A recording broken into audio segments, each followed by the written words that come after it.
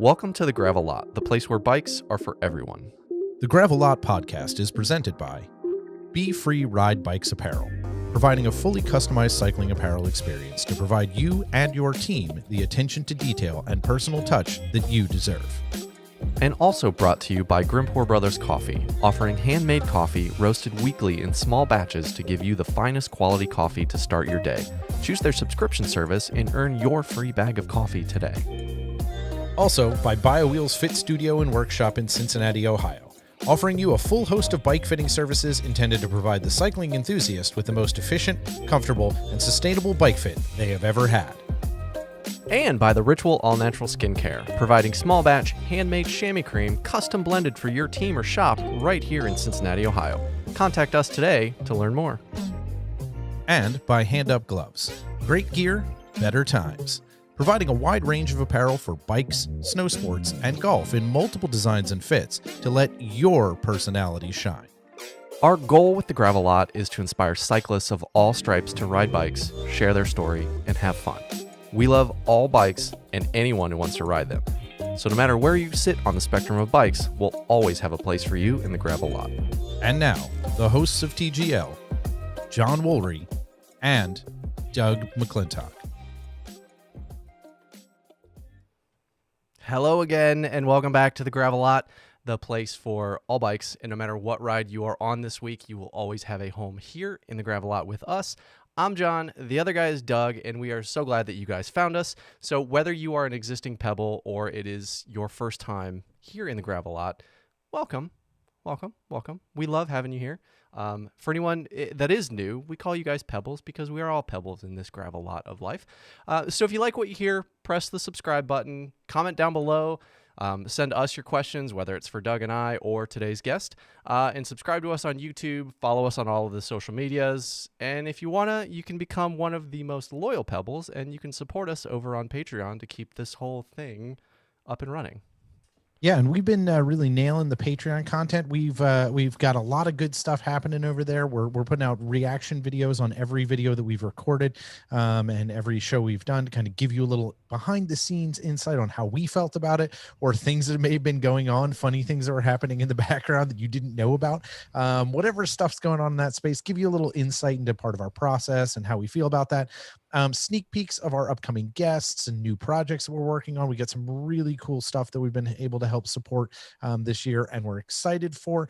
And we're doing AMA stuff. You can ask John and I questions, and you can get those questions via all the regular methods. And now our new phone number and voicemail, which is 513-400-5577. So call and leave us a voicemail and let us know your feelings on something, whatever it is, or ask us questions and we will get to them on our Patreon if you are a Patreon supporter. So go over to our Patreon, become a patron, and help us make this thing that comes to you each and every week.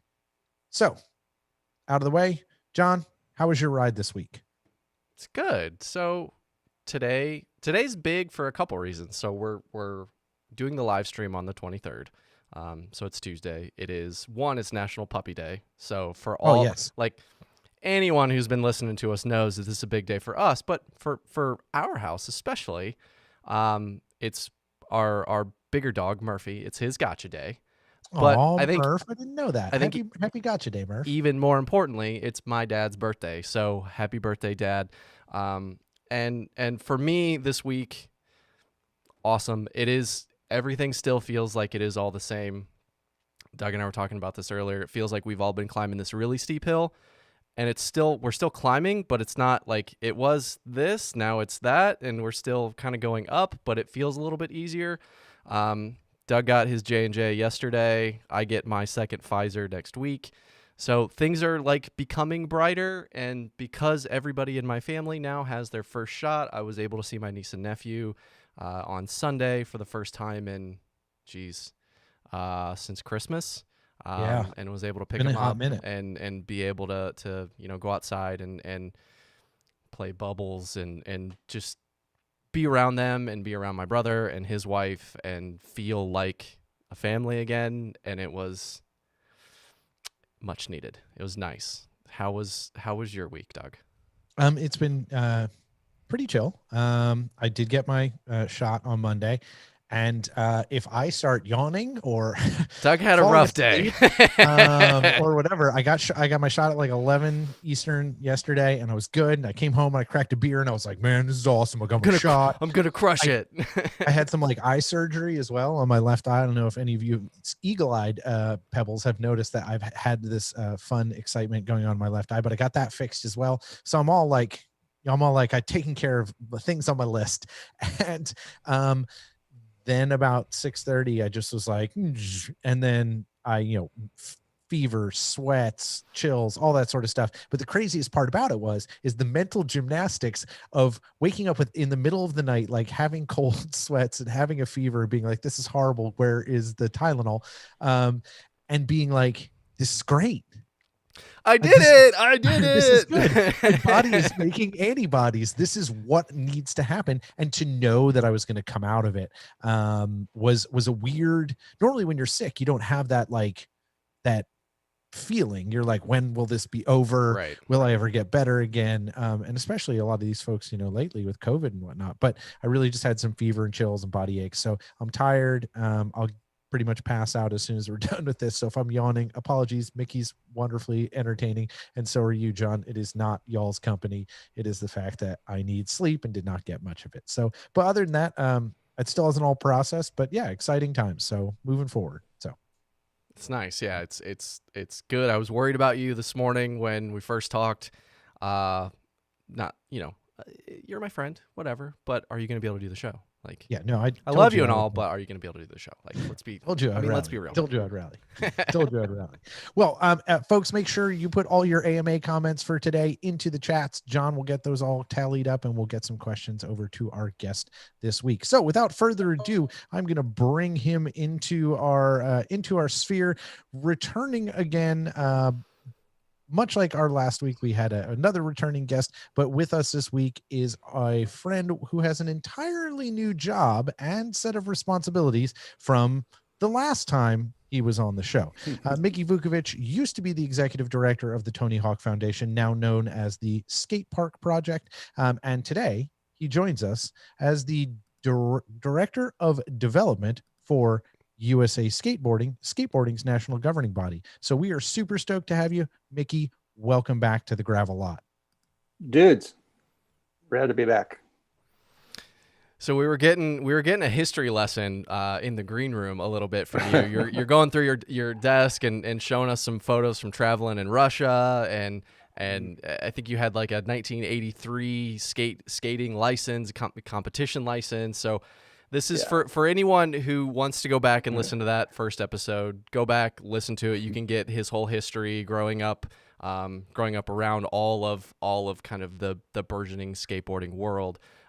So skateboarding has been a huge crux in your life, kind of for the better part of it, but cycling also too. And I think that's kind of the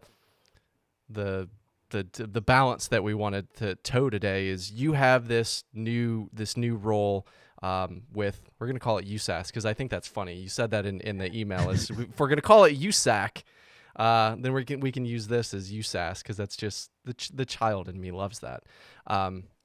But there are so many parallels between what USA Skateboarding is doing and what you guys can learn from USA Cycling or snowboarding or triathlon or any of these other governing bodies. So we are really excited. I'm really excited to dig into this because it's a challenge to take skateboarding and get cycling people on board with talking to a skateboarder and show how it can make sense to them. So with that, so let's talk about this new role. Obviously, executive director with Tony Hawk Foundation, now the Skateboard Project. Yeah. That is a huge responsibility. All of the things that you guys accomplished, all of the installations, all the parks that you guys built. Clearly, you were doing a lot of things, and you were very, very active. So, this may be a redundant question, but how did this opportunity with USA Skateboarding present itself to you? And then, kind of, what was your initial reaction when you kind of heard about it? Yeah. So, I spent 16 years as ED at THF, and in all of that time, it was amazing to just dig in on the skate park advocacy world, and sort of, from the staff point of view, take what we knew, talk to people who were out there doing this work, learn from them, and just begin to compile, a sort of a series of a collection of best practices, and we would publish that and revise it and develop, what became our teaching materials. And it was this continuous process that, sort of as a learning institution to sort of, teach and listen and constantly, revise and renew what we were doing and, adjust with the changing landscape. Because in advocacy, as you start making progress in the mission that you're seeking to achieve, it changes, like you were saying, you're climbing a steep hill and then it starts to get a little less steep, and then there's some turns and there's different things you've got to deal with. And that process evolves itself yeah, throughout as you get better at your job, new questions come up, new stuff happens. Right. So like, for example, the beginning, 2002, 2003 at THF, we would get calls from, moms and dads, school teachers, kids, in different communities to get help with their skate parks. And the question was, how do we, why do we need a skate park? That was the question we were always sort of forced to answer at the time. And, there's a good argument for why and all that kind of thing. After 2010, we started getting calls more and more from city council members, from mayors, and they're not asking why anymore. They're asking how. Like, how do we do this? So the whole conversation has, shifted. There was just like, the culture, the society at large was evolving in our direction, and so we were adapting to that and focusing on the needs of the time, and it went from making the case for a skate park to, in the later years, it was just, well, how do we pay for it? So it was more focused on the fundraising and different techniques for that, and on and on. And so I think as a advocacy organization, it's really critical to to evolve with the changing needs of the community you're serving. And I think with any nonprofit, that's key. And so during all of that, there were rumblings about the Olympics. So way back in 2004, a bunch of people in skateboarding got together and formed USA Skateboarding, aka us ass. But the idea was, like at some point they're going to come knocking, and at that point, like different sports organizations around the country were sort of vying for the governance of skateboarding. Like we started hearing stuff like press releases from like AYSO soccer and different organizations that had like nothing to do with, like, we were like, what Who are you people? Yeah. Right. And so we're like, okay, like let's at least set this thing up. Like I don't think anybody there had any ambitions of actually being in the Olympics, but it was like, if they come calling, they should be talking to people who are connected to this, to this world and to this community in some way. And so, the organization launched back then with, athletes, members of the industry, contest promoters, event organizers, and, really a whole panoply of personalities from skateboarding, and not just like, from one end of it, there were, guys from NorCal, guys from SoCal, back east, you name it. And so, it was the best we could do. Were you guys, what we knew, which was literally nothing at the time. Were you guys like, you formed this loose association with the idea of doing something down the road? Were you doing anything actively at that point? Or were you like, hey, we're just a bunch of people, we made an organization, it's a nonprofit, and we're just going to like make sure we put our flag in the ground so that like the US Golf Association doesn't come over here and try to take this? Exactly. If you come knocking, we'll answer the door, we'll talk to you. And at that time we talked about, like, do we even want to be in it? Like, let's at least be in the position where we can say, no, thank you, and not let somebody else say, yeah, and then somebody else is organizing it, and who knows what kind of team or who they would recruit. So we wanted to avoid that. And so let's just create an organization that was designed in the mold of of an NGB, of a traditional NGB.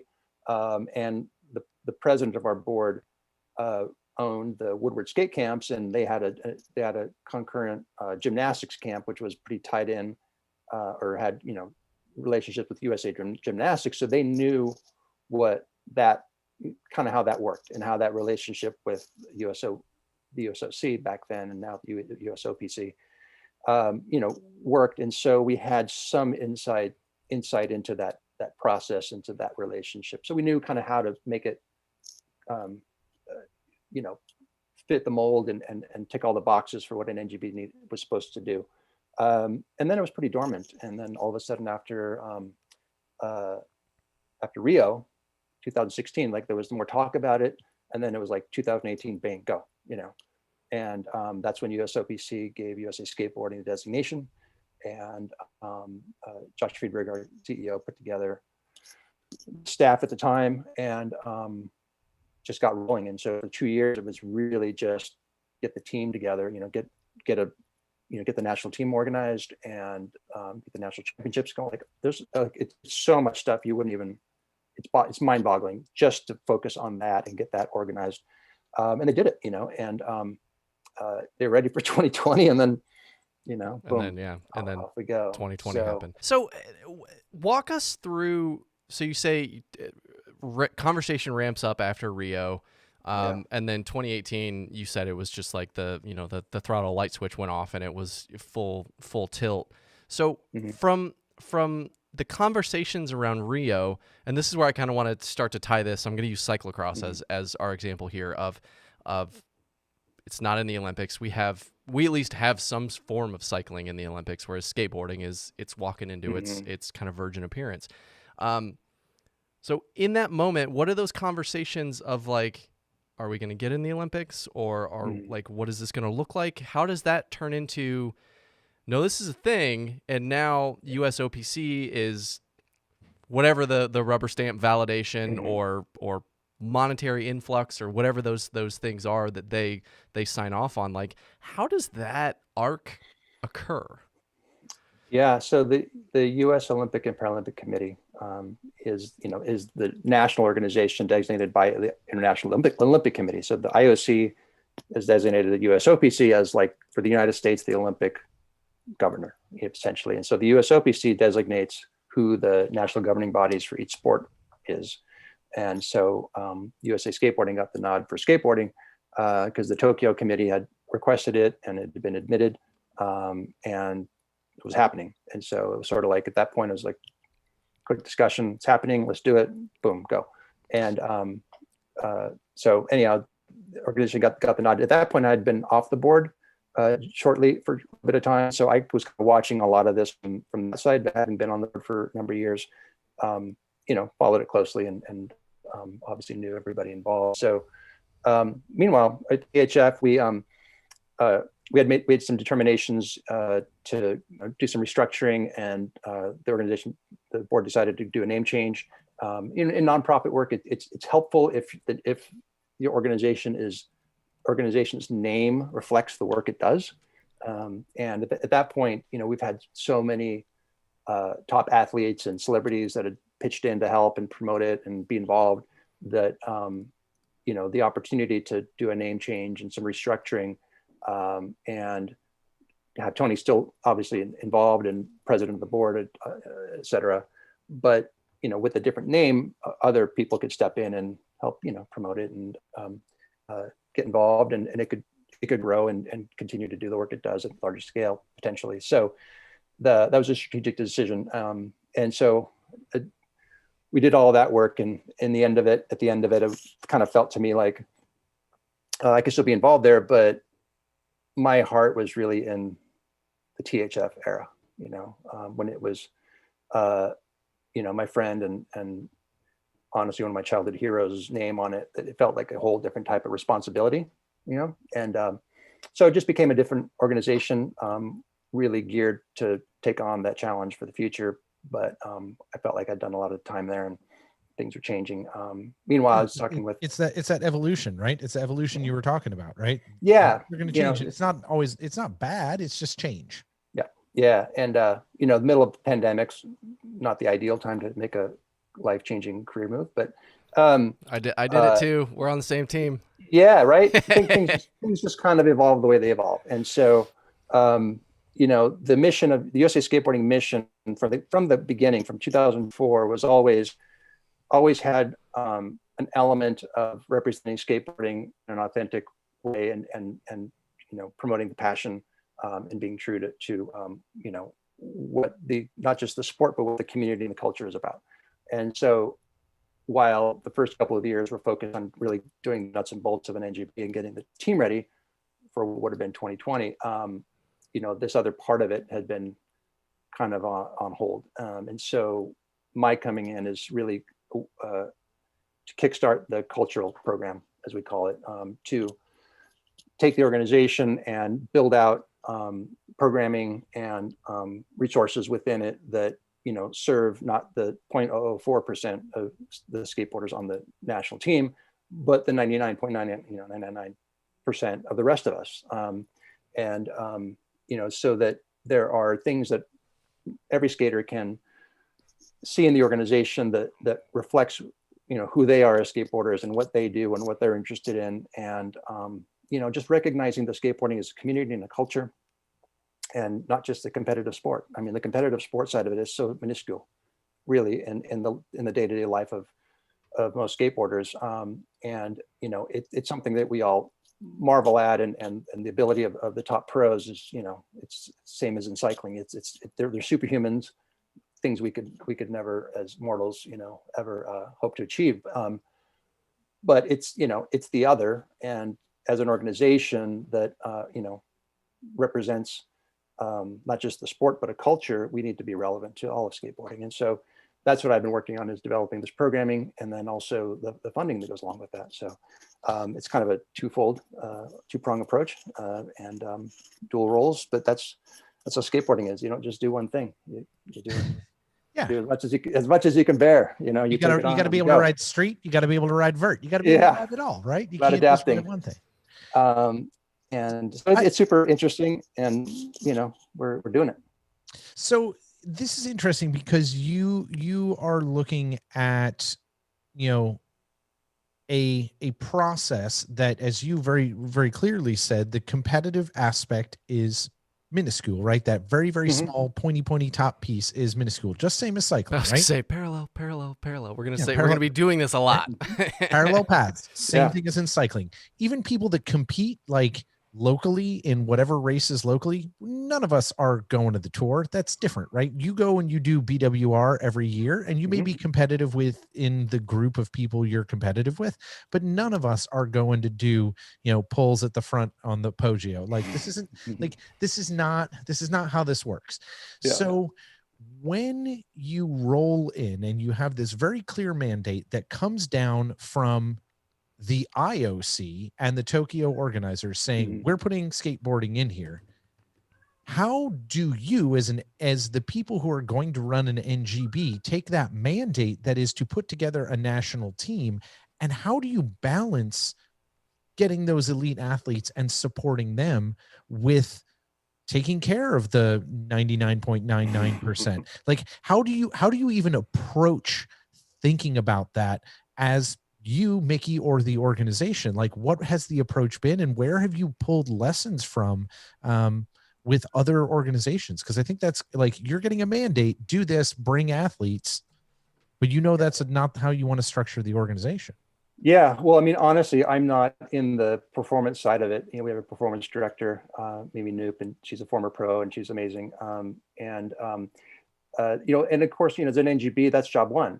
Like, field your team, get them ready for the Olympics, international competition. But in our thinking, it's like, well, what can this thing do? Here's a new toy. Like, what can we do with this?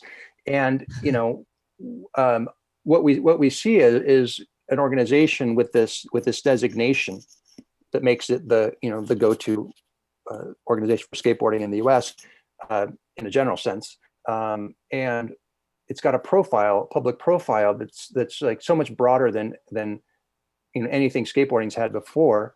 And so it's like, well, what can we do with that? We have this opportunity and this position to reach way more people, way more kids who might not otherwise have really thought about skateboarding as an opportunity or as an option for them. Yeah, you're going to be on NBC all summer, right? Like, you're going to be like, USA Skateboarding is going to be a thing during the Olympics. Yeah, huge platform. NBCSN recently ran an hour-long, Journey to Tokyo, really the story of USA skateboarding, going from the beginning of skateboarding all the way to getting ready for Tokyo. So that's online. You can go watch that and see the whole thing, and it's really an amazing story. But for example, in skateboarding, previously the biggest event was the X Games, and X Games annually gets about 30 million viewers. In Tokyo, skateboarding is slotted already for prime time on the first day of competition, which is the first Saturday after the opening ceremony. They're expecting 5 billion viewers this year for the Olympics. So 30 million to 5 billion. And and I've been to X Games. I've been part of the athlete side of it, and it feels big. And it feels big, and that's it. I can't even do that math. 5 billion isn't a real number. That's some impressions. That's so many people. What's the CRM on and that? That's not hits. That's viewers. Right. I mean, it's over 3 weeks, right? But whatever. Still, it is we're talking about apples and apples. I don't know how exactly all that works out, but so it's just exponentially, it's not just a different level, it's a different planet, right? So what do we do with that? There's the question. And people are going to see it for the first time, they're going to be interested in it, and they're going to start Googling and US team and whatever, and what are they going to find? And so we're trying to position ourselves not just to make sure the team's sorted and ready and they got all the resources they need to go and do their thing and to be amazing, but when the public sees it, not just the US public but internationally, and particularly if we start bringing home some medals, what are people going to find when they come? Right. We want to make sure there's a huge welcome mat. So from that perspective, you walking into this role of, I think it's funny how mildly you talk about this dual role of building the infrastructure of talking to that 99.999%, but also saying, how are we going to pay for all of this? Because those are monster projects in and of themselves. But I got to believe within, the entire cycling or the entire, the cycling world, but the skateboarding world as well. But skateboarding has magazines, it has websites, it has a pretty robust infrastructure around it already. So you have some of those pieces that people can go kind of pick and choose and have their data absorption as they want it. But walking into something that doesn't exist, you have a blank sheet of paper, draw a line down the middle, you say, here's what we want to do on one side, and then here's how much it's going to cost on the other. Yeah. How did you start to attack that of, this is how, from all of my experience with THF, from being a USAC athlete and being on the receiving side of that 99.99% of the benefits of the NGB, like, how did you start to wrap your head around, I guess, first the challenge, but then prioritizing the kind of delineation of making those things become a reality? You learn as much as you can. I spent, weeks and weeks, like just investigating other NGBs. Like, what are they doing? How are they doing it? What do they look like? From the public view, and then if I can dig into some of their documents, if I can find those, what do they look like in the back? Like a lot of that sort of analysis, and just to see, like, based on our idea, how prevalent is this in the world of NGBs? And lo and behold, it's not that common. In fact, our specific approach hasn't been done. And so after looking around, I started making calls and meeting people at other NGBs and having conversations. And, what was interesting was how curious they were about our approach to this. And I think a number of them are like, let us know how that goes. Like they were asking, like, okay, well, that's really cool. Like, and I know that there are a lot of NGBs who could do something like this. I mean, look at cycling, look at soccer, look at rock climbing, look at, all these sports that have amazing culture to them and histories, right? And, as an NGB, you can dive into that here and there, and you can, create, public materials or exhibitions or online experiences, or, it's wide open what you can do with all of that. And just, sort of get people to connect with your world and beyond the competition side of it. Okay. And then, that's ultimately, that's our goal, is bring people in. Okay. So if you're going to say in one sentence, what your approach to building the NGB for us ass, as we like to call it on this podcast, if you're going to build that USA skateboarding approach, what is it in one sentence? What's the approach? Make the organization relevant to skateboarders. That's pretty simple, Mickey, but it's kind of genius. I'll go for even further. It could be a sentence with a comma in it. That's okay. Be relevant. Period. So what? So, it's just, as I've explained it to people, like, oh, that's really interesting, way to think of this. I go, well, this is the NGB that skateboarders are building, because we don't, right. We're doing this from scratch. It's different than building it in an endemic system that already exists, right? Cycling, right? The races, all of these things have existed. And yeah, you have, you've got, the X Games, and you have, the Dew Tour, you have these competitions that already exist, but they are not in the Olympics. They do not have an event that has been around for 200, whatever. I don't even know how long the Tour de France, whatever, since the dawn of cavemen and circles. Right. So you have an opportunity to build something from that ground up. I love the fact that it be being relevant is the kind of crux. Is there anyone that you saw and you're looking around that was doing relevance well? What's interesting is the one that really got me to stop and pay attention was rugby, USA Rugby, because you start clicking through their website, and all of a sudden there's these like old grainy sketchy black and white photos of these dudes in like with huge handlebar mustaches and like torn, like sleeveless sweatshirts, and just like just like those old photos of the dudes on clunkers going down Mount Tam, like on cruisers. Like it was that. I was like, whoa, like here we go, like here's the website for the elite USA Rugby national team, whatever. and then you click through and there's these photos of, like, here's where we come from. These dudes in the 70s that were probably New Zealand, immigrants, and they're getting together on a high school, pitch. So it's on a Saturday and pick up, storytelling. Yeah, it's, like when I was younger and just got in skateboarding, like Skateboarding magazine disappeared. Like it was, all the skate parks were closing. And then my local skate park closed, and I was just like, like what's happening? This whole thing that I'm just now, this was in 1980, right? That I'm just now delving into and starting to, sort of feed on, is receding and constricting and disappearing, like in the palm of my hand. And,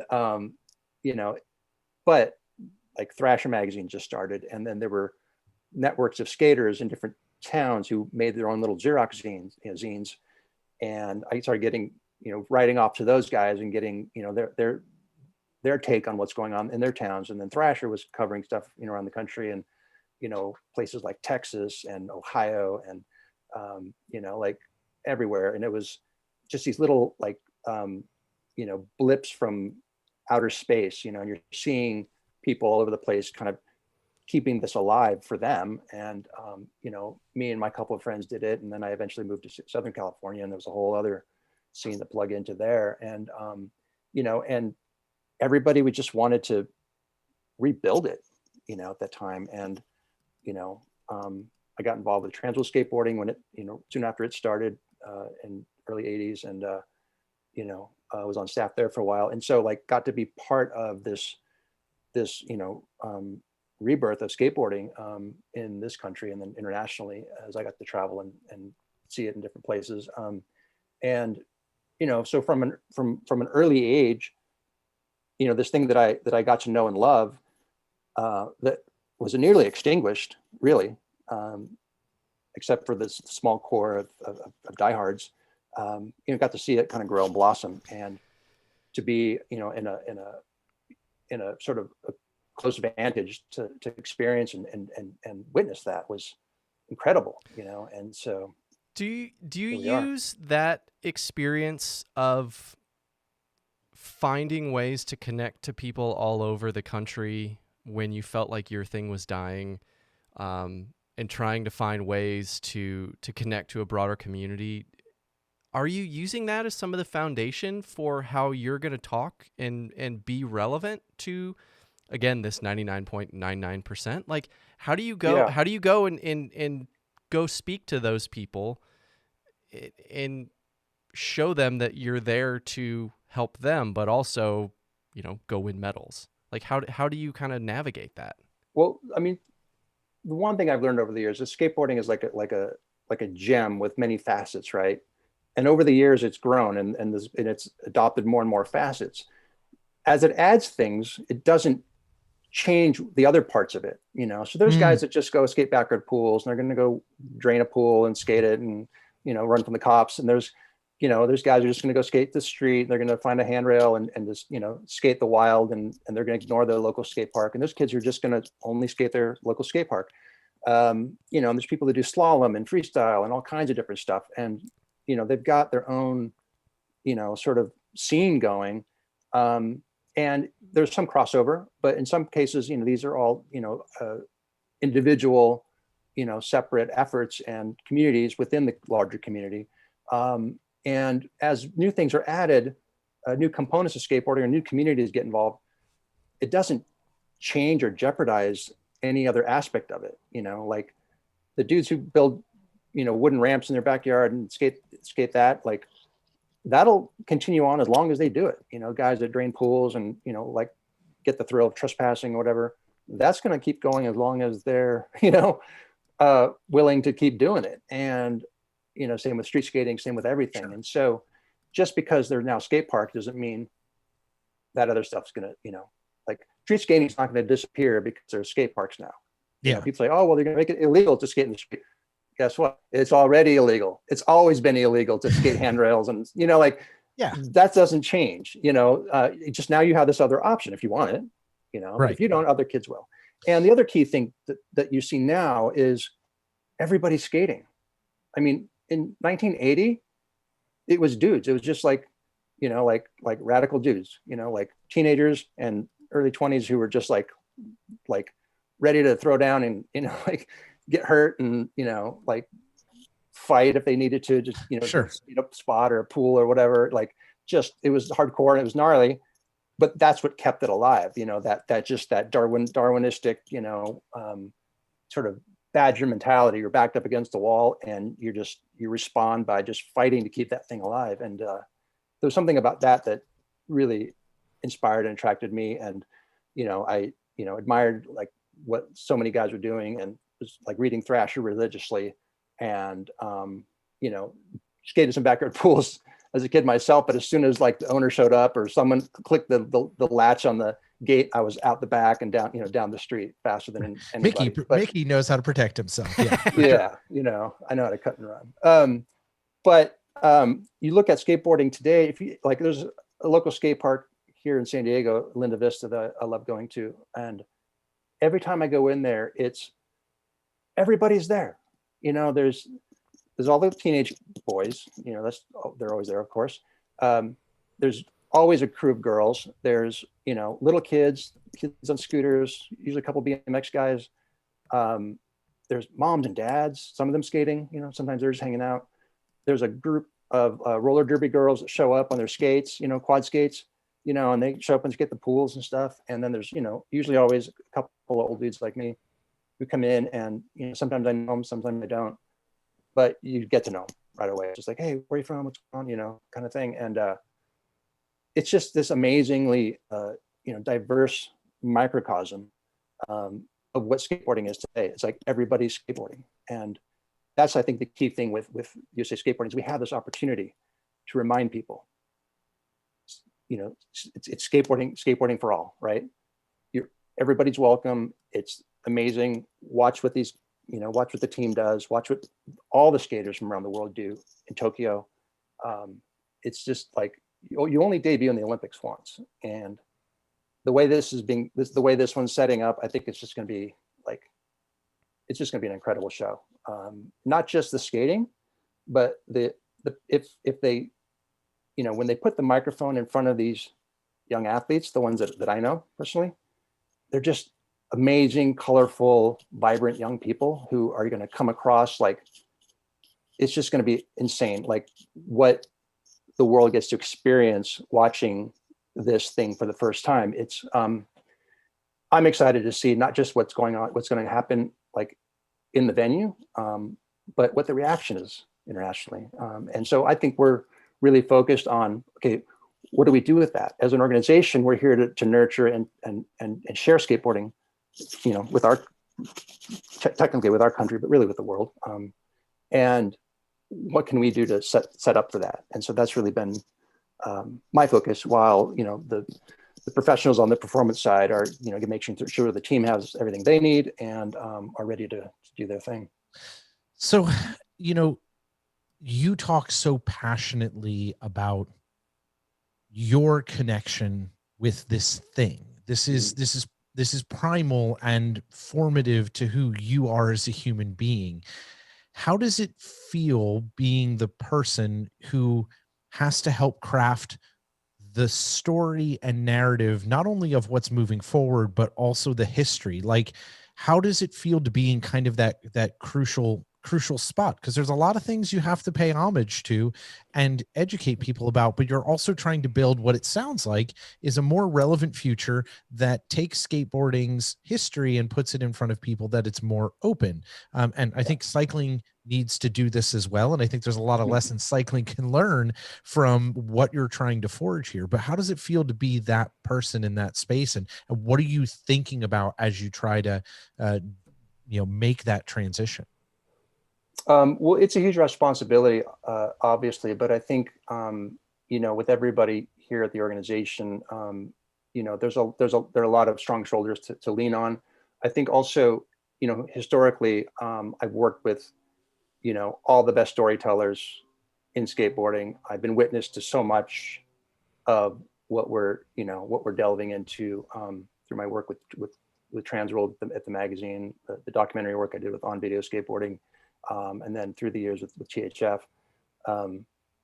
like it's all stuff that I've, either witnessed or, interviewed people about or studied myself out of my own interest over the years. And so it's just part of my world, and I'm surrounded by the people who can, I can turn to help put together whatever it is whatever component we're trying to do. And so there's resources all throughout skateboarding. Everyone I know in skateboarding wants to see it represented authentically and wants to share it, wants people to, understand what it is and what it can be for them. Everybody I know that is involved has been transformed by this, not, I don't want to call it a sport, this, this culture, this community, by being a part of it. And I think all of us who've been, attached to it for so much of our lives just want to be able to share that with more and more kids. And, I'm just seeing such a great opportunity for USA Skateboarding to reach more of those kids. Currently, for example, we're working with the Smithsonian Institute on an online curriculum to teach, STEM concepts, science, technology, engineering, art, and math, STEAM actually. And that should be finished by the summer, and it'll be something teachers can use. It'll be something that, other museums can tap into, and it'll teach kids how to design a skate spot, and then incorporate all of these learning, these core, curricula of learning in that process. And so it's skateboarding reaching kids who might not otherwise come across it or might not otherwise have an opportunity, and they're at least learning about it. They may not necessarily be a skater, but and they may not become a skateboarder afterward, but they'll know something about it afterwards. And there's a lot of opportunities like that we can take advantage of. It's so Changes interesting. their perception. Yeah, and I think it's just like, again, it's turning that light switch on to show somebody that this is a like it's a thing. Like it's a little easier for bikes just because, in America, it's like you at some point in your life, all of your friends have bikes, so you have to have a bike. So it becomes just part of this like must-have narrative of being a kid. But before I want to make a transition to talk to how we apply some of these things to cycling, because we have this history, this mound of stuff that we have to kind of sift through and deal with, and we don't have kind of the white paper approach that you guys are kind of gifted to be able to have. But there's two things that really tie all of this together, for me at least. Is one of them is there isn't the idea of discrimination. Like a skateboard doesn't care, a bike doesn't care who's on it or who's participating in this thing, and they end up being all about the community that comes into whether it's being on a skateboard or being on a bike, and that is where you start to develop wanting to be more a part of skateboarding culture or bike culture, whether you want to be a racer or compete, or if you want to do vert, or if you want to do cross, like whatever the multifaceted gem. Yeah, whatever those pieces of that gem are, like they are very strong. And the other piece that to me is very, very similar is there are people doing this all over the country. They are creating their own content. Even if they're not recording any of it, there's people going out on adventure rides. There's people doing park sessions. They're going out and they're living their world, doing this thing that they care about.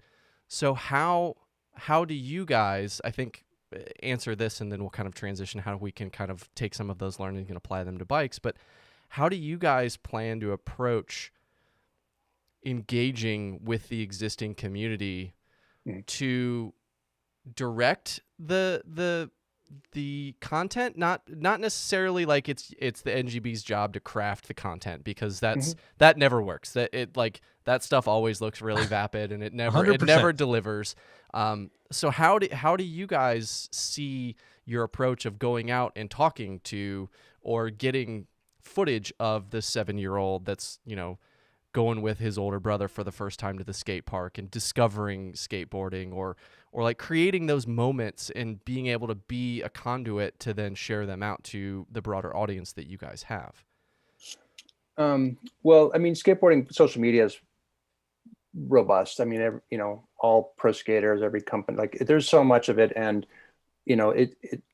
ours is super active. I mean, there's all kinds of resources, we can tap into for whatever content we need, not just our team writers, but, friends and other outlets in the industry. The Barracks is a media organization in skateboarding that's we're really close ties with. We're good friends with everyone at Thrasher and a lot of the other major outlets. So getting the word out to the skateboarding community is not really an issue for us.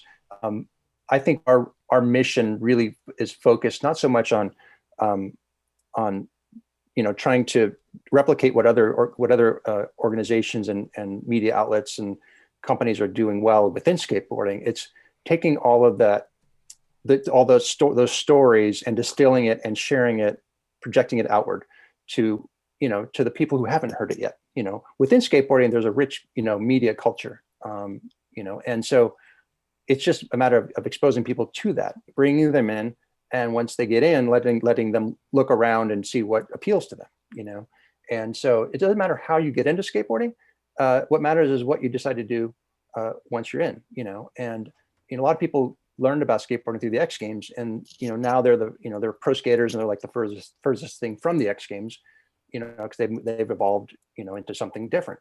And so we're just trying to use this unique position that we have to reach those kids who haven't had the opportunity to try this, or haven't seen it, or haven't really learned enough about it to realize how appealing it might be to them.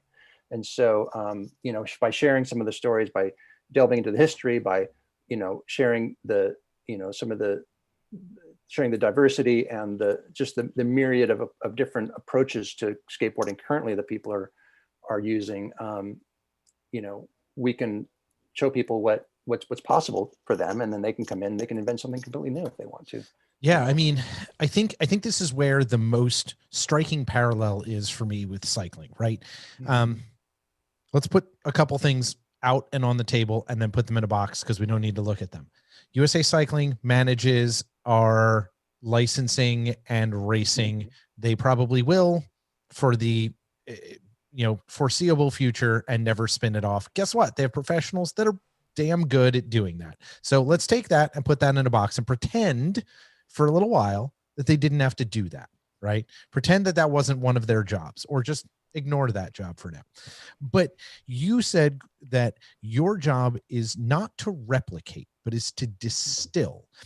I think there's a lesson that cycling and governing body of cycling, as they're rethinking themselves, if we go back and look at our conversation with Rob and with Kent McNeil from IMBA, and talking about how organizations at a national level don't necessarily need to be the people leading the way forward from a design standpoint. But the last thing you said was people are going to come in and invent something new. Like cyclocross came out because people decided, like, we got to train in the off season. We'll put some knobbies on and ride around in the mud. Mountain biking happened when a bunch of dudes were like, hey, let's ride these dumb old bikes with no suspension down hills, right?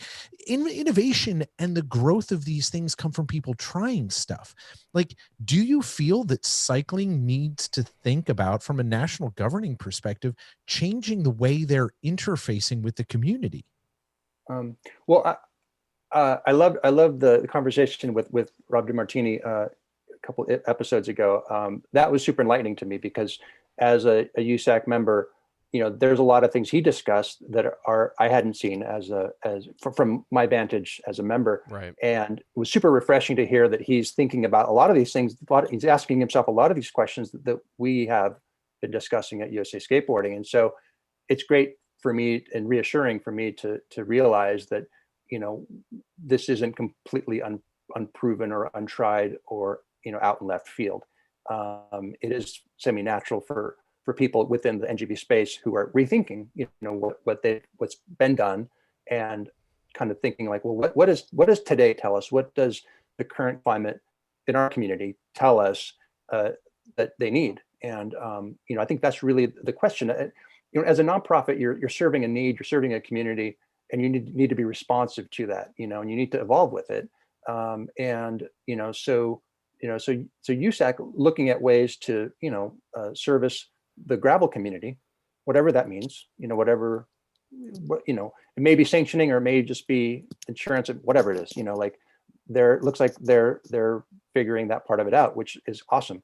And, and things will evolve, change, and there'll be different forms of cycling and different things to adapt to. And it's same with us. Like, we're not trying to predetermine or predict or, certainly not dictate what's happening or what's going to be happening with skateboarding. The idea is, keep the community, engaged and rich and diverse, and let it evolve, and pay attention, right, and adapt to that. As a 52-year-old white dude, I'm not going to start, trying to decide what the future of skateboarding is. Like, but this is a great point to go back again to cycling is that from listening to the way that you're talking about this, and feel free to correct me if I'm wrong, but it doesn't sound like us really cares how people engage with skateboarding,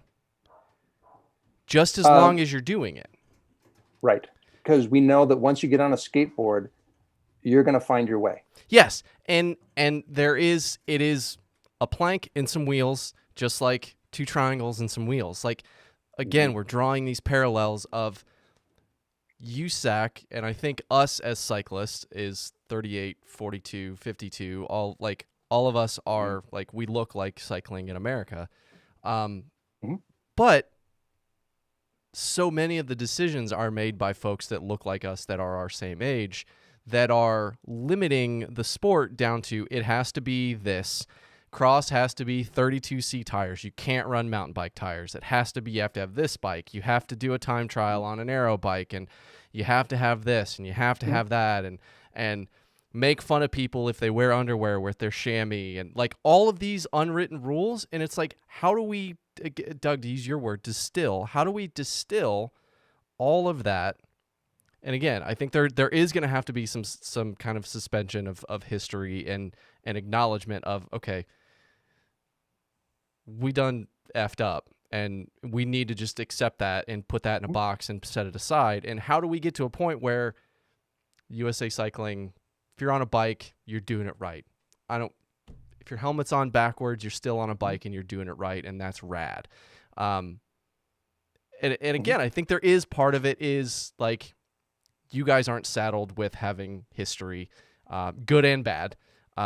You have history within the sport, but not the NGB history. So, like, I want to talk a little bit about how some of the things that you guys are implementing and trying to do, how can we use those strategies to our benefit as USA Cycling members, team manager, promoters, participants, people that just want to give them $20 to get a sticker and a hat. Like, how do we start to turn this tide around? How do we rewrite it? If you're on a bike, you're doing it right. Yeah.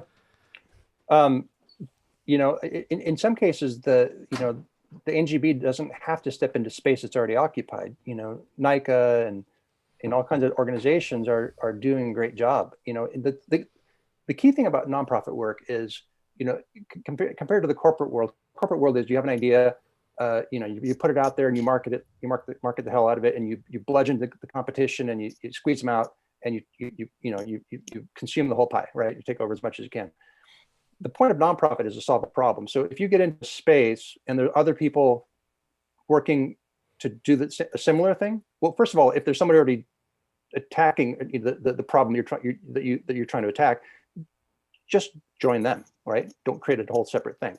But if you have if you get out into space and you have an organization, there are other organizations kind of pushing the same wheel in the same direction, collaboration is the key. The collaboration is going to get you to your goal as well as they to theirs much quicker than the 3 or 4 or 10 of you doing it individually. And so, the key thing in nonprofit is, put the ego aside and focus on the mission and the goal. Unlike a corporation which wants to grow and create profits and make their shareholders happier every year and get bigger and bigger and bigger, the goal of a nonprofit is to become in and of itself obsolete. Right? Yeah.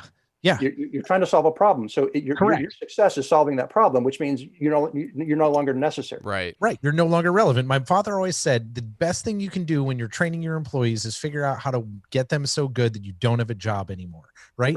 Train them so well that you're irrelevant and you just basically sit in your office. That's the whole plan. Right. Right. But I mean, you don't, USA skateboarding doesn't need to recreate what the skateboard project is doing. Right. That work's being done well. Why try to reduplicate that? Exactly. And so, like, you know, the skate park project, their focus is skate parks. And with USA Skateboarding, you know, our focus is skateboarding overall, which includes skate parks, right? Correct. But that space is occupied. We don't need to go in there. Check. We can but you can take that and you can lift it up. Yeah, if we do our work right and we grow the pie, then there's more resource for them, right? And for everyone in skateboarding to do their programming, to do, you know, whatever they're doing. And you know, and so partnering and supporting our young organizations. We have a merch program that supports you know, organizations that do you know, skateboarding instruction and that help, you know, expose skateboarding to you know, communities of color and bring in, you know, to make skateboarding bigger and reach those places that it hasn't traditionally. You know, I mean, one of our, you know, first orders of action in the last couple of years has been to set up our, you know, our diversity, equity, and inclusion committee. You know, and we have the one PhD who got his doctorate in skateboarding, heading that committee, you know, Dr. Natali Williams, and he's done a bunch of research, some of it that I worked with him on back at THF. And, you know, like, we're hitting that space hard to do what we can to, you know, again, put that welcome mat out there. This is skateboarding, you know, skateboarding for all. You're welcome. Please join us and bring what you got, like bring something new to the party. Yeah. Run what you brung and have a good time with it. I think that, and it comes back to the fact that you have a white space that you can walk into and all of these lessons that you've been able to look at other places. Right. Mm-hmm. And now you're getting to forge a new way forward, but you have all these places that you've gone out and done the research and said, okay, that didn't work. The endemic problems from here didn't work. What do we want to be? And what are our best practices and best lessons? And I love the fact that you're thinking about, we're trying to solve a specific problem, but if we solve this problem successfully, aside from sending the athletes to Tokyo to win medals, mm-hmm. right? As long as we continue, that'll be our one problem we're always trying to solve, is more medals. But other than that, you're just trying to expose people and let other people live and breathe in their space, because the sport is diverse. And from an experiential side of things, right? There are many different ways to interface with it. And it's just like bikes in that way, right? Many different ways to do it. You can ride around a neighborhood, you can race, you can do whatever.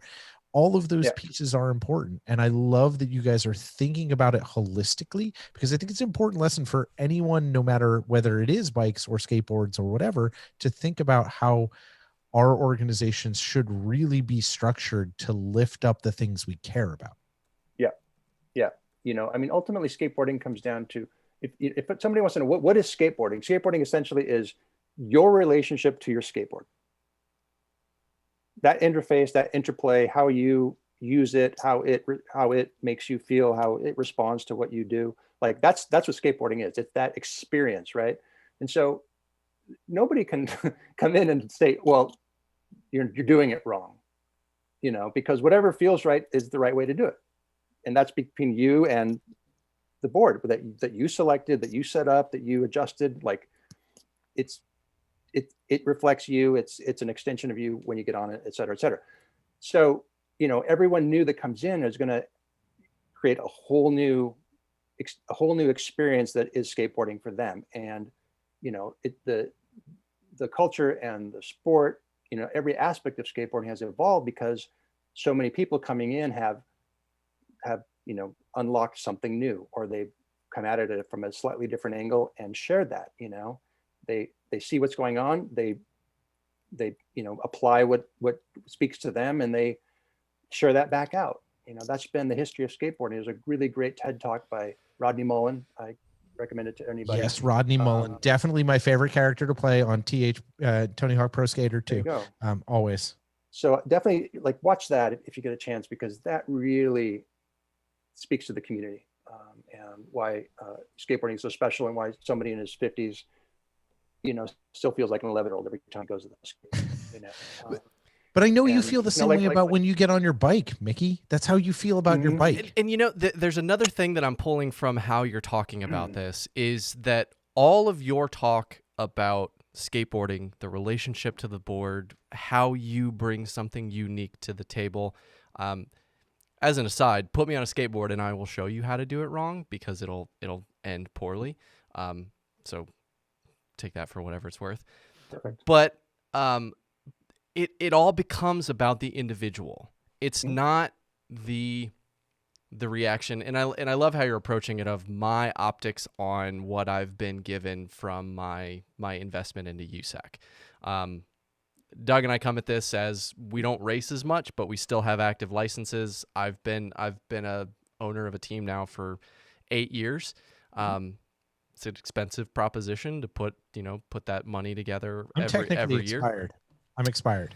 But looking at how that messaging is delivered to us, it feels like it's messaging that's being delivered from on high down to me as to tell me how to do it. You have to, that you have to race in this category. You have to do this. You have to do this. You have to do this. You have, again, like you have to use these tires. You can't use those tires. You have to use this bike, not that bike. All of these things are coming down. And I get that, again, this is part of, some of those things are part of that thing that we put in a box of managing racing and memberships and stuff like that. But the communication always comes as teacher to pupil versus like Montessori style teaching, where it's like whatever you want to accomplish, you can go do it. And there's something liberating about that being the crux of the difference, in terms of focusing on the individual rather than trying to make everybody, skate like you or like Tony or anybody.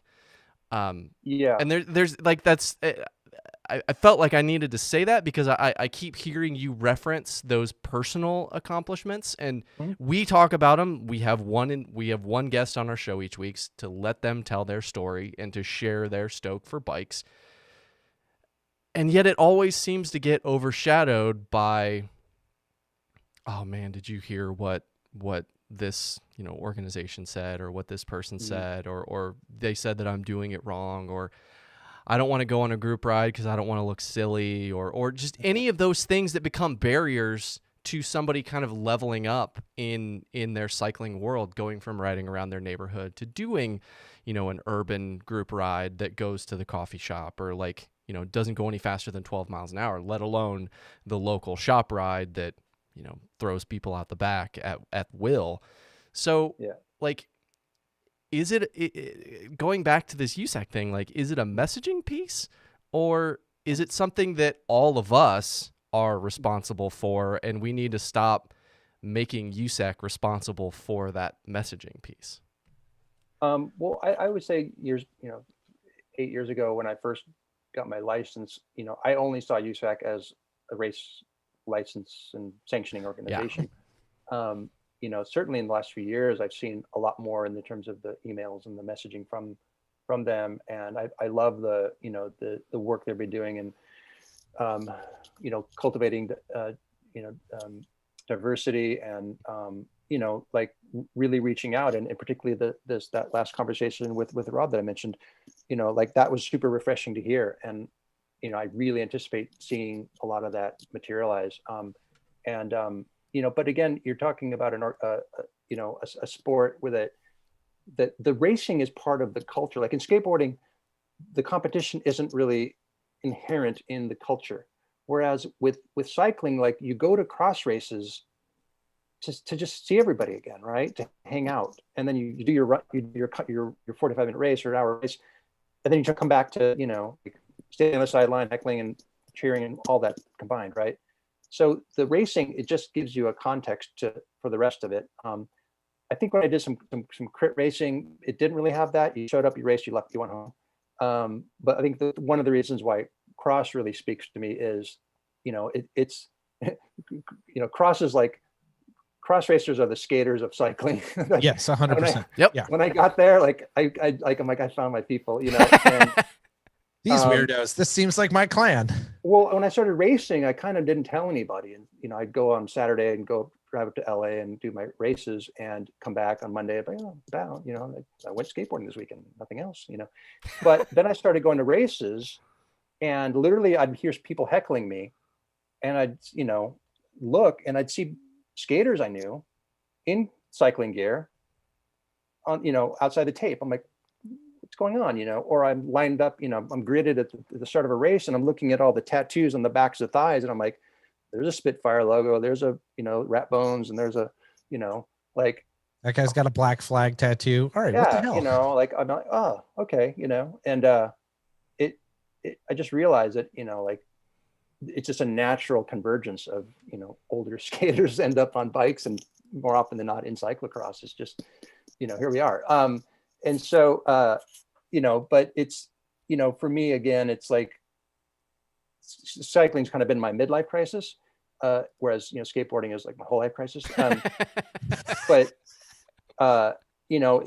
it's this thing that you get on the bike, and just like when I started skating, like I get on a bike and I feel, 10 years younger, and I know that it hurts more afterwards and all of that, but, you kind of push everything out, and you're with, in the old days, you're out with people, and you're just doing a route, and either you're leading or they're leading, depending on who organized. And it's just this fun, encapsulated experience. And then you pack up and you go home, or you ride home, or whatever, and you're back to your life. And just this last weekend, I did like first time in a while, a long time, a sort of loose gravel group ride with, people in long spread out train. But the fact that I was like following somebody in the distance, and like doing a route with, a group, and then we would get back to the parking lot, and we were, at our individual cars waving across the parking lot, like it kind of like felt like we're back, even though we're not really back, we're getting back. But it's like I see faces, and I see people, and I have a wheel to chase, even though it's a little further than I would normally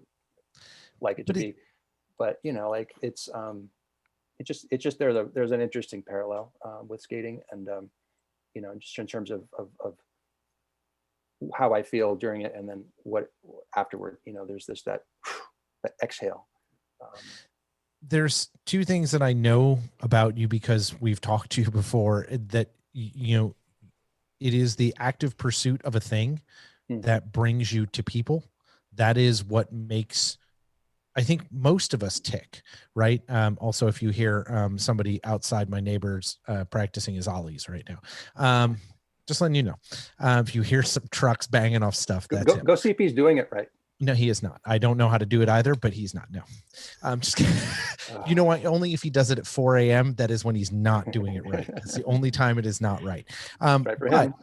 Well, it's right for him, but not for my dogs. And me. We're trying to sleep over here, Mickey. We got this old man problems. So, but regardless, like it's the community and the people and the experience of the thing bringing you to the people that creates the lasting, memories. And I think that you, as someone who's leading an organization, you're really trying to think about that, because you have this blank sheet to start the organization. Like, yes, we're taking these people to the Olympics, we're going to bring home gold medals, but the rest of this organization is about telling the story of this thing that is unique to our space, and telling it long form, and giving rise to all of these other, giving credence and rise and information to all these people so they can approach something new. And I think it's awesome to watch y'all walk into this space with all of the history and all the great people you have around you to do this, to build something forward that's really, has an opportunity to take this sport that you love and have loved for so long to a different level. And I hope that cycling can take some inspiration from that, about putting some of the things of the past away and starting to think about how we can tell this narrative differently. So I think that piece of it is something I really have seen about you as a person, and the way you love to tell stories and how that affects you. You wrote a great piece on your friend who unfortunately passed away, and it is about storytelling and how you care for the people around you in community. And I think that gives you a special touch as the person who's kind of tasked with being on the pointy end of that. So I'm excited to see what you guys are bringing forward in that space. It's going to be a real exciting next couple years as we roll through this. So we have some AMA questions we want to get to you, but you've been on the show before, so you know that we're going to ask you what you want the Pebbles to take home with you. So Miki, what do you want the Pebbles to take home from our conversation about all the things we've talked about tonight? I think the key thing is, and I think everybody knows this, but you don't have to be a superhero to make a difference, right? You can find a superhero and associate with them and help them in their efforts. But honestly, just recognizing a problem, recognizing an issue or a cause, and making a motion in that direction, as minuscule as it may be, as individual as it may be, it sends a signal out to those around you, and it invites. It's an invitation, and it's an opportunity to collaborate. And collaborating is, it can multiply your impact exponentially if you can start moving in a direction and get more people involved, and then create an organization, and then get your organization to combine with other organizations to take on different aspects of an issue. You don't have to have, a huge bankroll and an army to get something started. And, so I think it's key that, we all recognize our individual ability to create change. And oftentimes, like back with the skate park work, the lead advocate who got things started was often not the person that finished it. So they got it going, they got an organization together, and then somebody emerged who was, better suited, or that there was burnout or whatever, and they took over. And, but that original person was the pioneer who, got off his or her ass and got it going. And everyone else went, oh yeah, we need to do that. And they jumped in and it happened. And so I think any cause, it begins with an individual who takes an idea and just starts something. And, you'll be surprised how much interest and support is out there and ready to jump in and help. And, but the key thing is that collaboration. It's sort of like, there are a lot of good musicians and there's some amazing bands, but some of the amazing bands, if you broke them up into their individual members, like do we have to talk about the Kiss solo albums? Like, really? Now we're good. You know what I mean? Yeah. So, anyways, so it's like, just start on your path and be that beacon of change, and you'll be so surprised how much support and how much resource, just appears and emerges from the shadows to get involved. Probably you're not the first person to have the idea. It's really interesting though, as Doug has been one of those people too, and obviously starting a podcast is a little bit of a leap of faith, but like I've always been so impressed by how as much as cyclists, as we love to tear each other apart, make fun of other or whatever amongst us, the minute that somebody shows up as a wheel to follow, whether that's in an advocacy space or in a race, how quickly we are all to fall in line, and how similar a lot of our desires are. And that's the curious thing that I keep coming back to with cycling is I have never come across a person in my cycling life that is the definition of the stuff that we seem to be fighting against in a lot of the endemic thinking that we're fighting against. So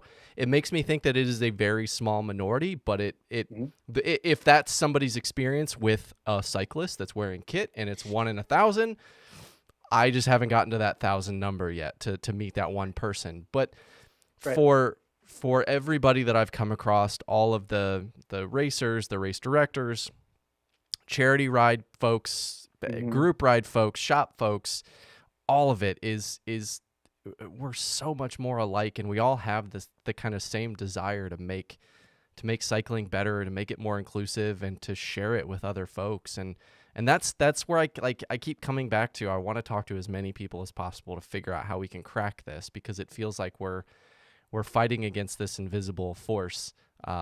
and maybe it's imaginary, and maybe it's just the boogeyman that doesn't actually exist, because we really all do want kind of the same thing, and we want to head in a specific direction, and then we can argue about how we're gonna, what the directions are. But I think the end point for all of us is that we want more people on bikes. We want more people showing up for group rides. We want more people racing bikes. And the more people that we have on bikes, the more people that are just out riding in their neighborhood can feel safe being on the road. So, Yeah.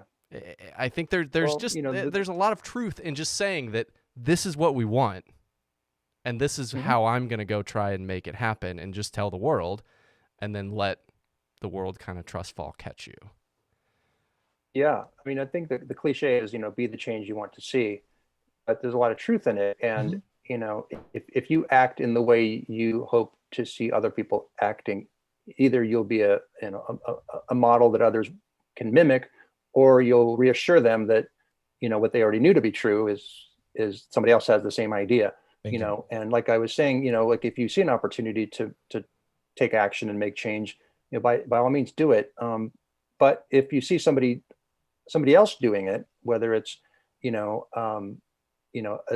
a bike team, from a school in a community of color, or whatever it is, a local women's team that, needs more resource, and you can chip in and help out, or volunteer, or, like if everybody does something along those lines, cumulatively, it's huge. So, just do your part, and whatever that part is, big or small, do it. And, I think that's key in any kind of change. And I think in skateboarding, that's just been the continuum. Everyone's been, in my whole, experience with it, has been pitching in and, pushing and shoving and changing and, trying new things. And one or another of those new directions emerges as, as the next thing. And it moves in this way, moves in that way.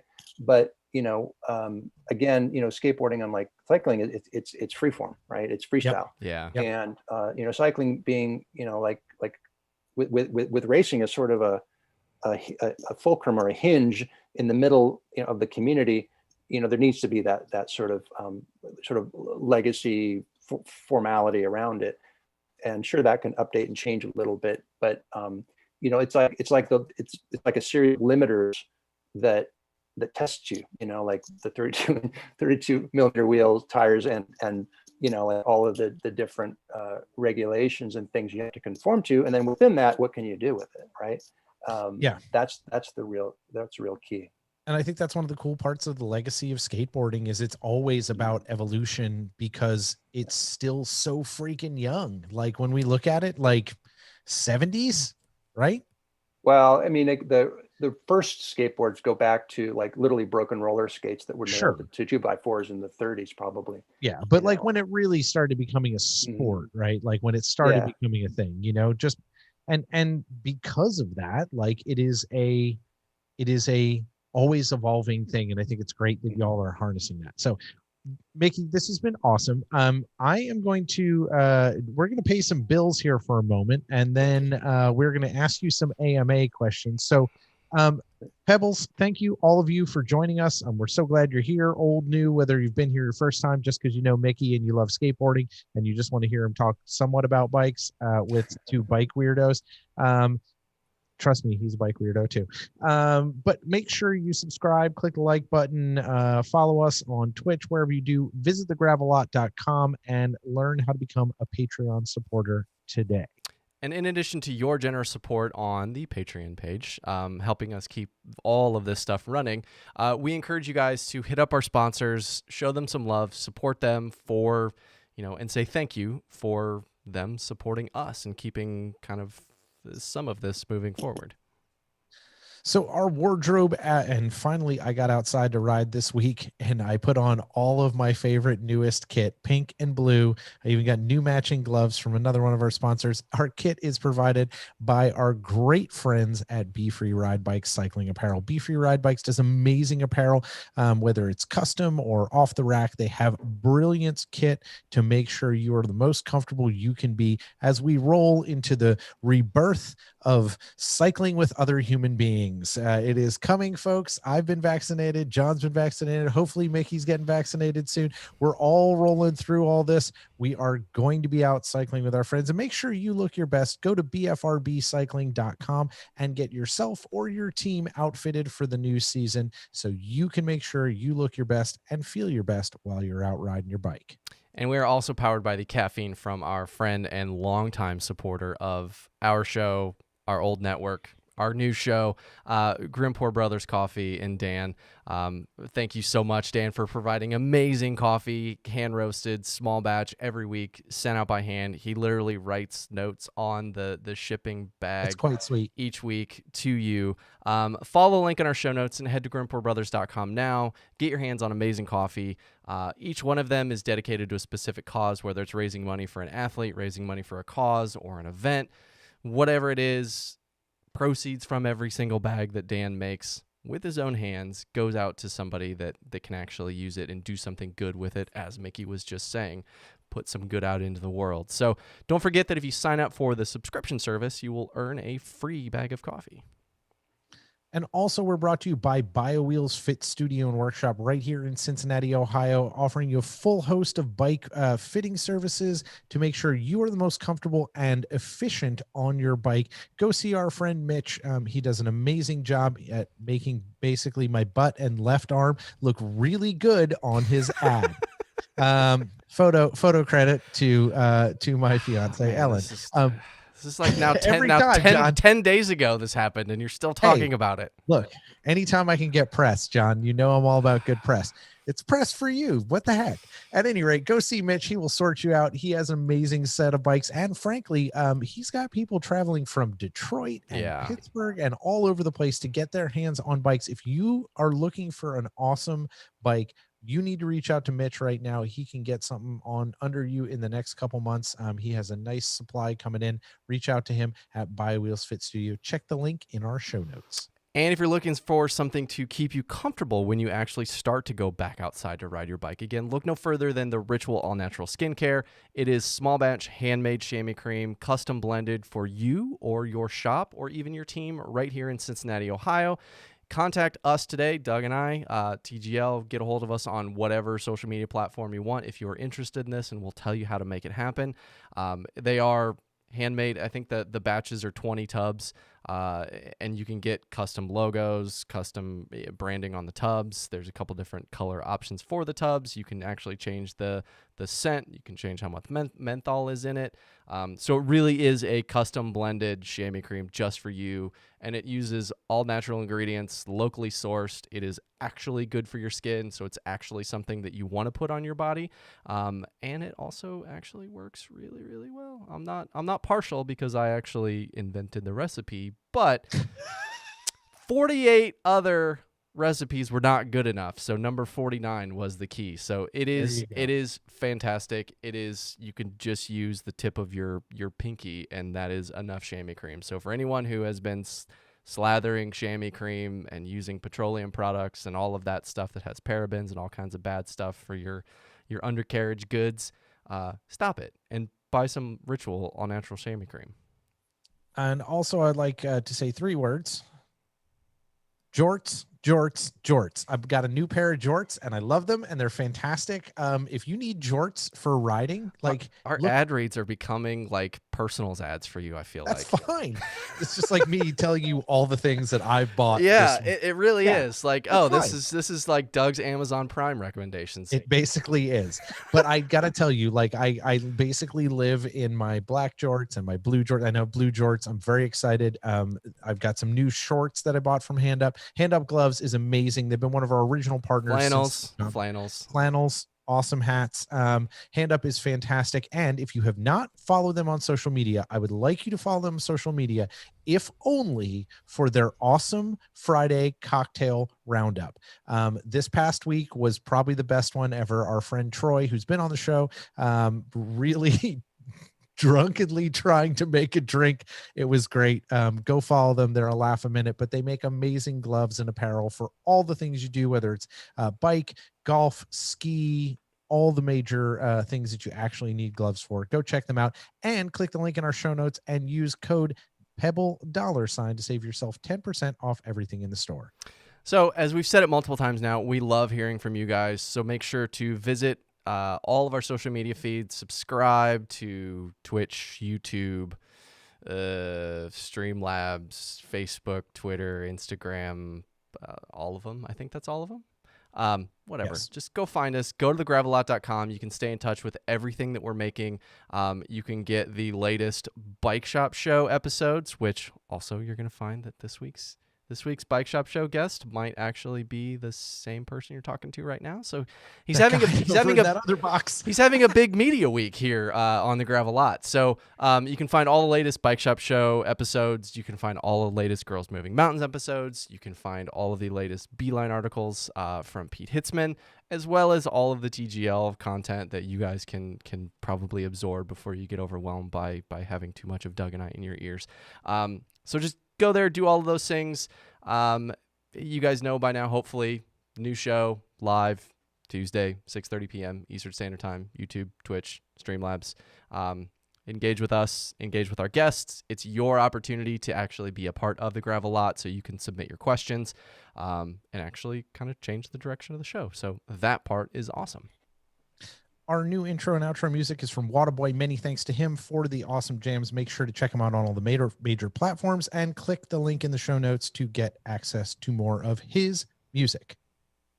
All right, AMA. Mickey, can you hang on for a little bit? We got some questions for you. You good? All right. Mickey gives us a thumbs up. I think John may disappear momentarily. Yeah, I'm going to go on timeout for a minute. Yeah. John's on timeout. Mute your mic, John. There we go. John has disappeared, Mickey. Now we can talk about it. All right. So the first question we have for you is this, and I think it's a good one because I think this is kind of, you've been in a new position for how long? 5 months. Okay. 5 months. So what is your biggest personal success thus far with USAS? Wow. That's interesting. It's really a slow build with what we're doing. So, I would say probably sharing in a fairly effective way the story of what we're trying to do throughout the existing skateboarding world, or at least within the industry or the community of pros and companies and other organizations. A lot of good conversations, and I think there's a lot of excitement around what we're trying to do and what we're trying to evolve into. And I think that's a really key part of this moving forward, is having that community support. So far that's a big one, because like if you don't nail that on the jump, there's no buy-in. Yeah. The key is, and our goal is, sort of the litmus test is, are we relevant to skateboarders? Right. It's like we can be the NGB, we can have the national team and go up to the Olympics and World Championships and all those things and do well.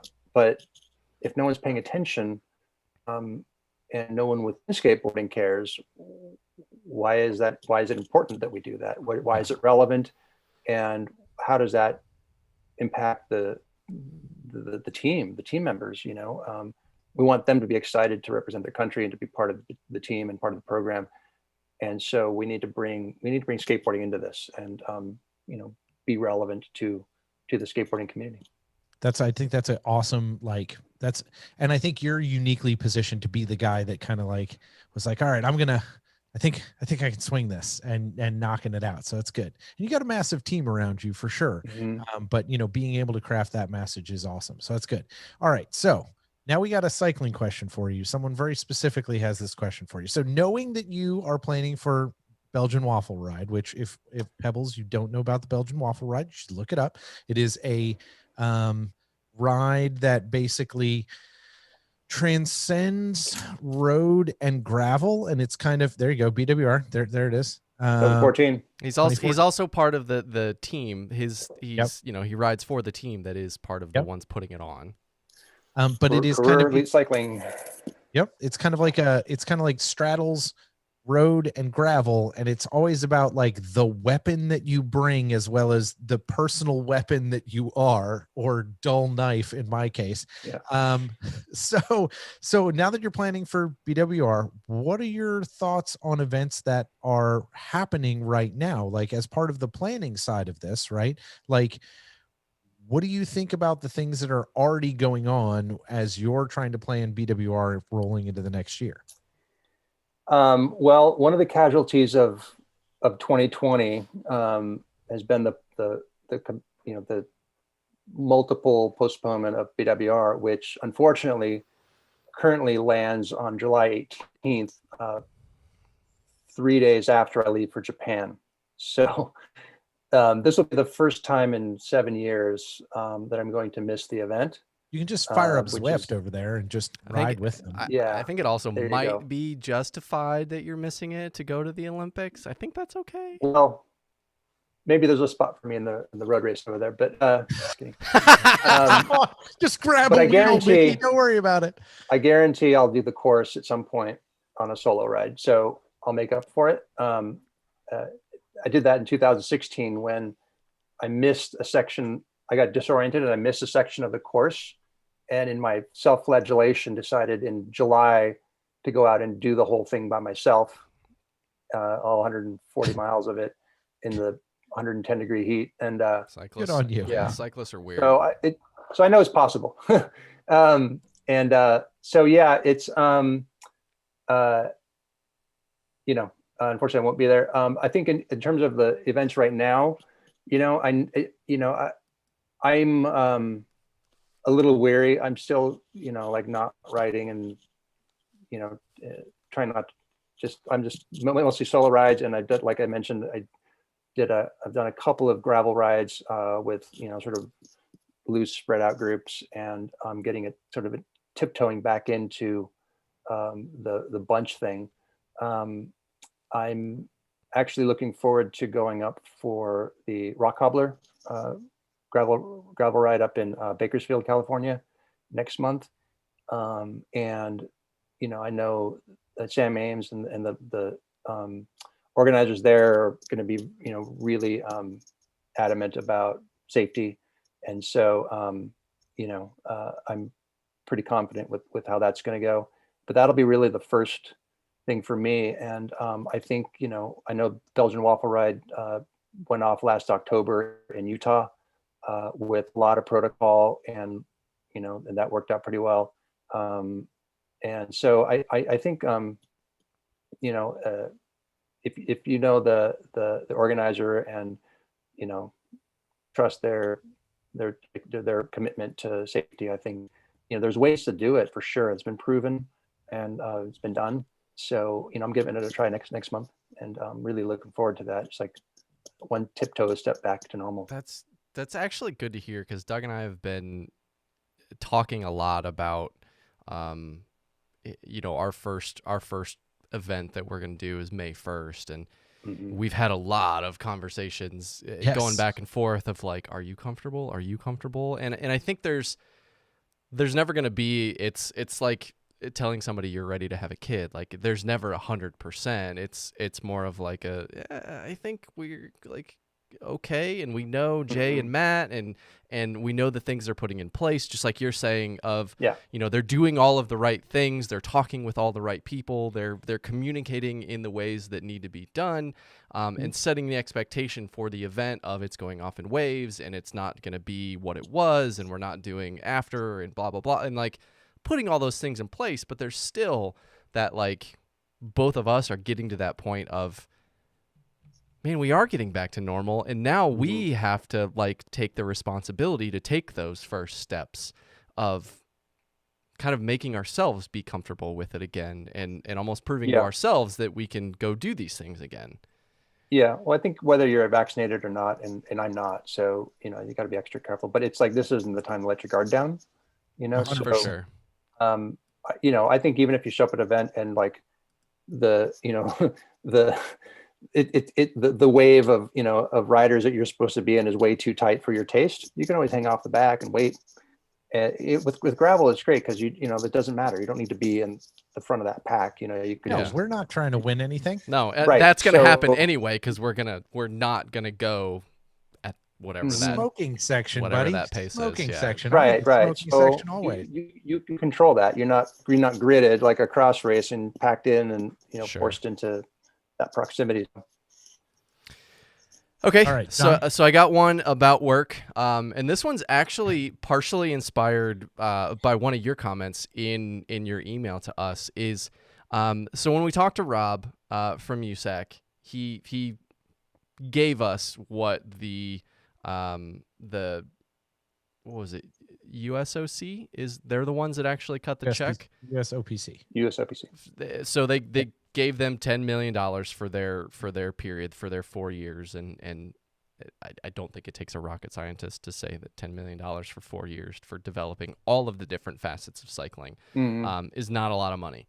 But you guys aren't even coming in with there's no proven results, so there's no, like, you guys aren't walking in with some sort of stipend from the federal government, like, to help get this thing off the ground. So talk about, like, he said his responsibility to kind of the United States federal government that's cutting them this check is to go win medals, and that's, how they get more funding. But with not having that, what is your responsibility as the governing body to not necessarily to, like, us as American citizens, but, like, is this laying the plateau for where you're going to get your next kind of influx of real legitimate money for Olympic development coming from? Well, I think that the thing to be clear about is that NGBs are not government funded. The USA Skateboarding, USA Cycling, none of us receive any money from the government. USOPC is also a nonprofit, non-governmentally associated, and there are some dollars from the USOPC for organizations that have won medals, that have the promise of winning medals, and it's a sliding scale, so it's not a reliable amount of money. And in our case, we have some support from Nike and Toyota, but mostly that's been focused on those first 2 years of getting the performance program up and running, and then there's been this extended last year that there's been a whole bunch of work done in the background to fill that gap. Sure. And again, it's 2020. Weird. Yeah, 2020, right? Josh Friedberg, our CEO, has been heading all of that and everything in between, and has done a tremendous job. And I have the luxury of coming in here not as like the CEO or the executive director, but as director of development, where I have this sort of finite project and focus within the organization, and I don't have to deal with a lot of the admin and a lot of those questions and dealing with the USOPC and that kind of stuff. So I'm grateful for that, and it gives me the ability to focus a bit more. But yeah, the key thing is that there's all kinds of different ways that we as an organization and other NGBs have to identify and develop the resources, hence director of development. So we've just started a donor program, for example. Everyone's welcome to go to usaskateboarding.com/donate and read all about it and what it's for. And there is an opportunity now for people to jump in and get involved and have a literal investment in our success going into Tokyo and onward. So that's just now getting started. And I think I alluded earlier to a merch program, so that's building. So like you kind of have to, as an NGB, piece together opportunities and from all sectors. And I think as skateboarders, it's kind of second nature to us to sort of peer into the cracks and see what's there, and cultivate it. I think that's interesting because it is got to be wild to be like, no, we got to field an Olympic squad and we have no loot. Yeah. Right. Like, right. Yeah, or we had loot through 2020. Right. Yeah. through summer of 2020. Right. And now we got to make another year and people still need to get paid and we still got to figure this out. Right. You can't not pay the coaches and not take care of those hard costs that actually exist. Yeah, and we can bring this old guy in from the skate park organization, and We don't know about him. He's all a loose that. cannon. So, we gotta well, check on him. Well, they got the old guy because he's cheap. Yeah. There you go. There you go. But so Okay. All right. So this is a little inside baseball. Mm. You just made an appearance on the Bike Shop show, airing what, tomorrow, John? Tomorrow, yeah. Airing tomorrow. So, most important question: Scotty or Mr. David Palin? Ooh, that's salty. It's a battle royale. I'll put it that way. And you'll have to tune in and see not only the result, but my homage to Alex Trebek. So. Ding, ding, ding, ding, ding, ding, ding. Does anyone sing the music, or did you dump it in? No, I know what has been recorded. I've not heard it, and I'm excited as all y'all to hear it tomorrow or on the day previous to today if you're listening to the podcast, but you're not catching this because this is in the AMA. But at any rate, go listen to the episode Bike Shop show with Mr. Scotty Diedenbach and Mr. David Palin. You guys play skateboard term trivia. Yeah. And you're asking them to define skateboard terms. Which I love that. Yeah, I love that as a premise. All right, last one. Well, This is the thing that you can't live without. What is your favorite piece of camera gear? In the 80s, it would have been my Nikkor 85 millimeter 1.8 lens. God, that's still a nice lens. Yeah, what's funny is these days, there's a saying: the best camera is the one you have with you. And the iPhone 11 Pro, it's just there and it's ready. Like that's probably the piece I can't live without, because that's the vast majority, I think, of anybody's photography these days, even if you're a pro, let's say. But I think the thing I probably couldn't live without is my 1940s Zeiss Icon 6x9 folding 120 format camera. I bought it at a flea market in Moscow, and it probably came off a German soldier in World War II. I'm sure there's a whole history to that camera. But it's a small, compact, folding bellows, accordion type camera that you can take around, and it produces these massive negatives, 6x9 centimeters. So it's a pretty amazing piece of equipment for that era, as old as it is, and for what it does. And it's just a really unique thing to shoot with, and just really inspires, all kinds of interesting projects and things I can do with cameras. So I would say that my iPhone, like the exact opposites. Yeah, I will actually say that I've never had the 6x9, but in college we would always use the larger, I forget what they were. I mean, the negatives were massive. Medium format or large format? Yeah, large format. The V cameras, yeah. Yeah, and the quality you could get, the detail, and just the emotion that you could get out of the camera without really even pushing it, without modern lenses or any of that stuff. It's just incredible. And just they just have their own specific feel when you see an 8x10 developed that is just the scale of the negative, and just something you can't capture with. Do you have a favorite photo of that from that era, from taking with that camera, like specifically where you're like, this is the photo? Oh gosh. I don't know. I have to go through some more drawers. And all right. Well, he's going to go through drawers later, and then he'll send a picture to us, and we'll post it as, hey, maybe if Miki finds something you took with that, we can post it. We can take a snapshot and post it for our social media for this week. Sweet.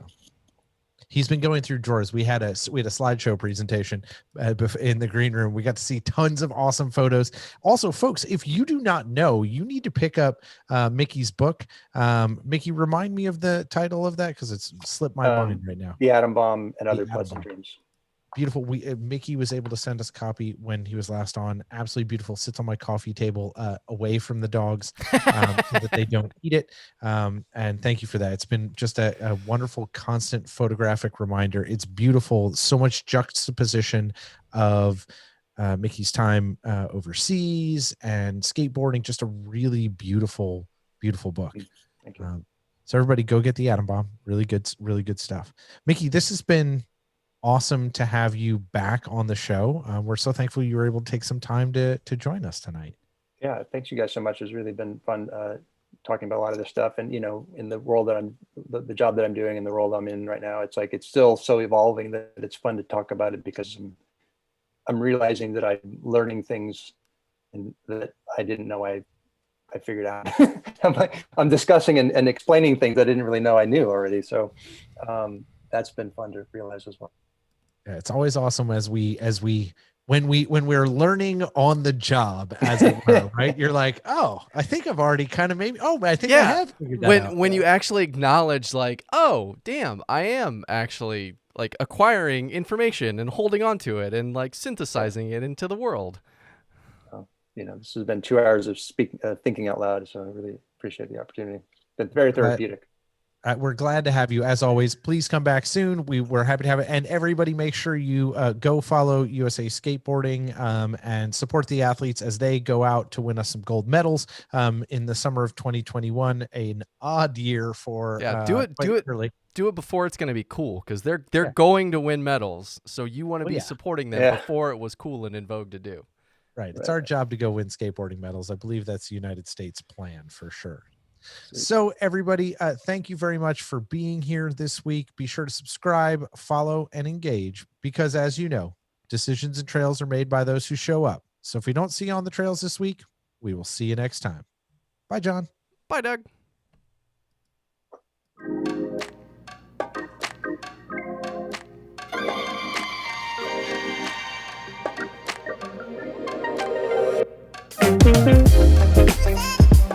Thank you.